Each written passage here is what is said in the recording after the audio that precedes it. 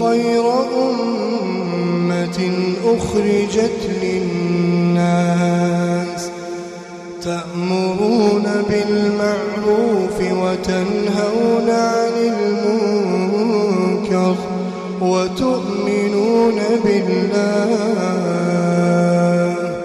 ولو آمن أهل الكتاب لكان خيرا لهم منهم المؤمنون وأكثرهم الفاسقون.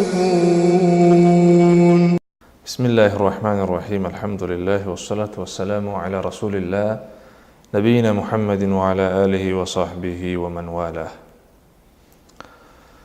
د توحید تعریف او داغي اقسام هغه بیانېدل. نو اول قسم د توحید هغه موږ بیان کړ چې توحید الاسماء والصفات. دغه تعریف موږ داسې وکړ چې هغه نومونه او صفتونه کوم چې الله سبحانه وتعالی په قرآن کریم کې خپل ځان دپاره ثابت کړي دي، نو هغه د الله دپاره ثابتول او په هغې باندې ایمان او عقیده لرل او په هغې کې تحریف نه کول، تاویل نه کول، د هغې تشبیه نه ورکول، د هغې تمثیل نه بیانول او د هغې تفویض هم نه کول، یعنی معنا د هغې بیانول کما یلیق بجلاله سبحانه وتعالی، څنګه چې د الله د شان سره مناسبي. او همدارنګه دا پکې پاتې شوی چې ونفي ما نفاه عن نفسه أو نفاه عنه رسوله صلى الله عليه وسلم من النقائص والعيوب وعن كل ما ينافي كماله سبحانه وتعالى. او همدارنګه د الله سبحانه وتعالی نه هغه څه نفي کول، یعنی د الله په باره کې نه منل کوم چې الله سبحانه وتعالی د خپل ځان نه نفي کړي او یا رسول الله صلی الله علیه وسلم د هغه نه نفي کړي، لکه لا تأخذه سنة ولا نوم، په الله باندې خوب او پرکاري نه راځي، غفلت ور باندې نه راځي، مرګ ور باندې نه راځي، دغه چې کوم دي دا ترې نفي کول. او هر هغه چې د هغه کمال سره منافي وي هغه څیز، الله په کمال کې واحد لا شریک ذات دی.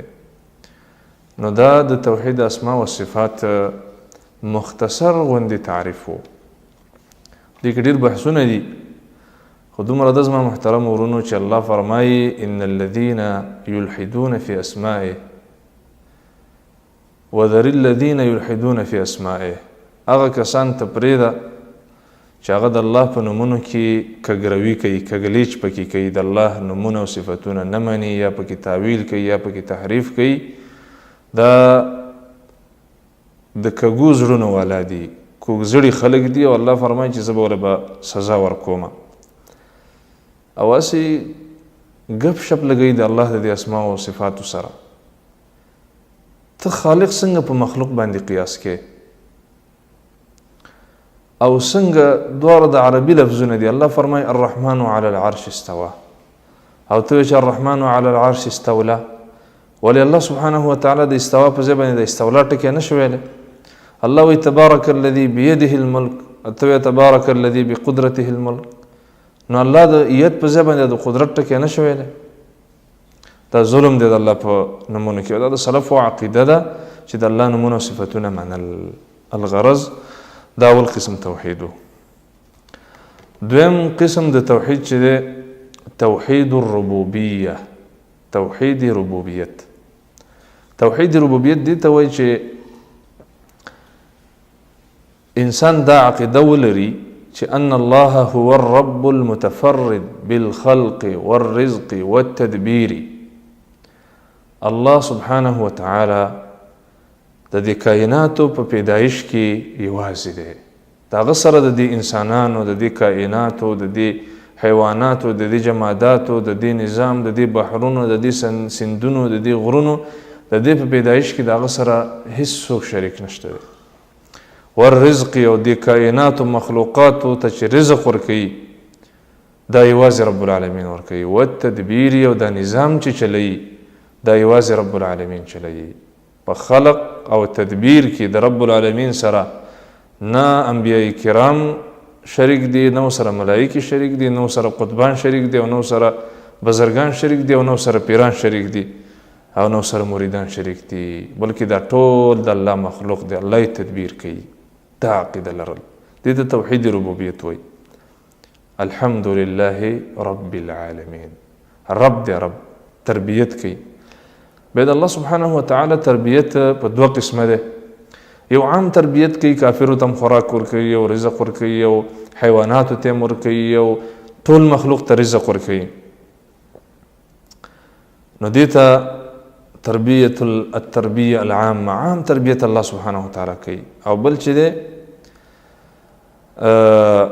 د خاص تربیت د خواصو خلقو چې هغه انبیاء کرام دي او د هغې اتباع دي، د دې تربیت دا چې ښکلې عقیدې، ښه اخلاق، علوم نافعه، ښه علوم، اعمال صالحه دا ورته ورنصیب کړي، ښکلی ژوند ورته ورنصیب کړي. دا ټول د رب العالمین صفتونه دي. مختصر د دې وضاحت کوو.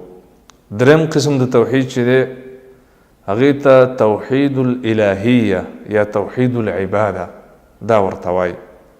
دا مخکې قسم د هغه چې بیان شه دا مشرکینو هم منه،